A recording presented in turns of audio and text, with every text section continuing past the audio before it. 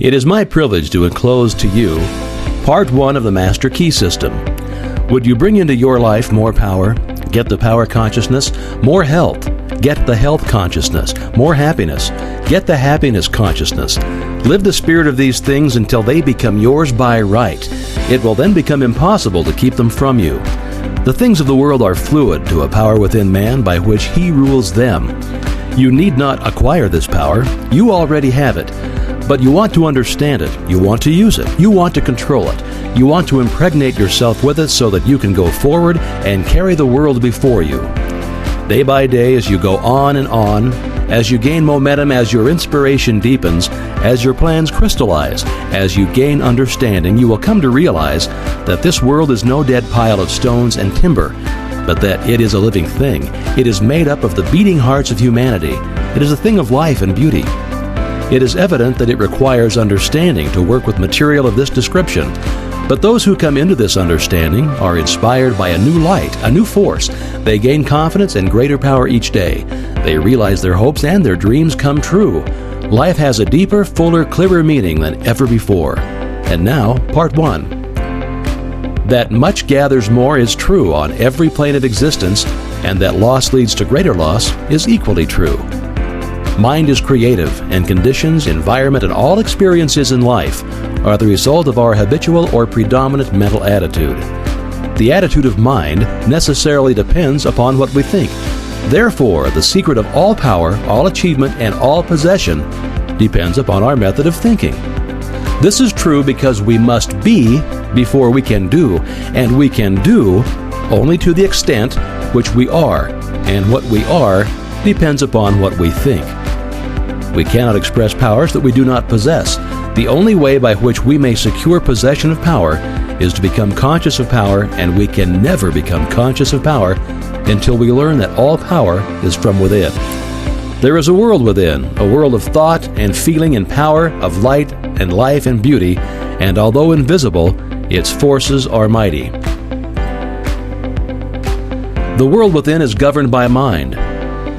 When we discover this world, we shall find the solution for every problem, the cause for every effect.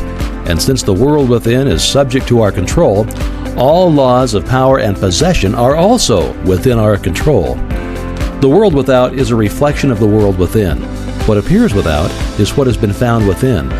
In the world within may be found infinite wisdom, infinite power, infinite supply of all that is necessary, just waiting for unfoldment, development, and expression.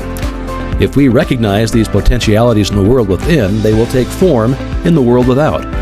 Harmony in the world within will be reflected in the world without by harmonious conditions, agreeable surroundings, the best of everything. It is the foundation of health and a necessary essential to all greatness, all power, all attainment, all achievement, and all success.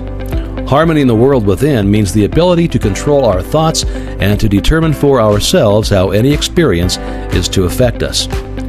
Harmony in the world within results in optimism and affluence. Affluence within results in affluence without. The world without reflects the circumstances and the conditions of the consciousness within. If we find wisdom in the world within, we shall have the understanding to discern the marvelous possibilities that are latent in this world within, and we shall be given the power to make these possibilities manifest in the world without. As we become conscious of the wisdom in the world within, we mentally take possession of this wisdom, and by taking mental possession, we come into actual possession of the power and wisdom necessary to bring into manifestation the essentials necessary for our most complete and harmonious development. The world within is the practical world in which the men and women of power generate courage, hope, enthusiasm, confidence, trust, and faith, by which they're given the fine intelligence to see the vision and the practical skill to make that vision real. Life is an unfoldment, not accretion. What comes to us in the world without is what we already possess in the world within. All possession is based upon consciousness. All gain is the result of an accumulative consciousness.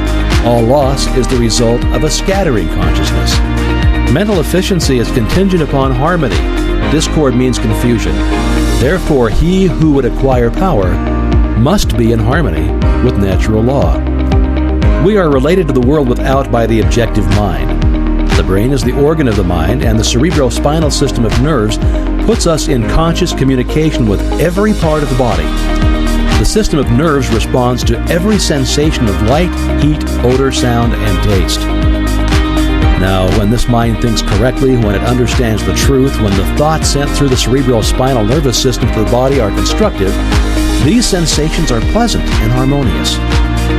The result is that we build strength, vitality, and all constructive forces into our body, but it is through the same objective mind that all distress, sickness, lack, limitation, and every form of discord and inharmony is also admitted into our lives.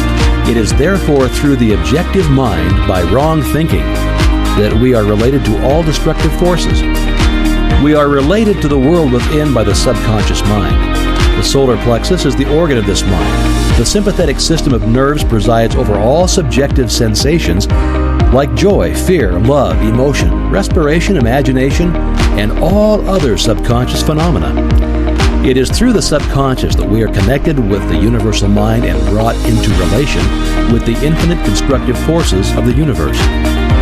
It is the coordination of these two centers of our being and the understanding of their functions which is the great secret of life. With this knowledge, we can bring the objective and subjective minds into conscious cooperation, and thus coordinate the finite and the infinite. Our future is entirely within our own control. It is not at the mercy of any capricious or uncertain external power. All agree that there is but one principle or consciousness pervading the entire universe, occupying all space, and being essentially the same in kind at every point of its presence. It is all-powerful, all-wisdom, and always present. All thoughts and things are within itself. It is all in all. There is but one consciousness in the universe able to think, and when it thinks, its thoughts become objective things to do. As this consciousness is omnipresent, it must be present within every individual. Each individual must be a manifestation of that omnipotent, omniscient, and omnipresent consciousness. As there is only one consciousness in the universe that is able to think, it necessarily follows that your consciousness is identical with the universal consciousness, or in other words, all mind is one mind. There is no dodging this conclusion. The consciousness that focuses in your brain cells is the same consciousness which focuses in the brain cells of every other individual. Each individual is but the individualization of the universal, the cosmic mind.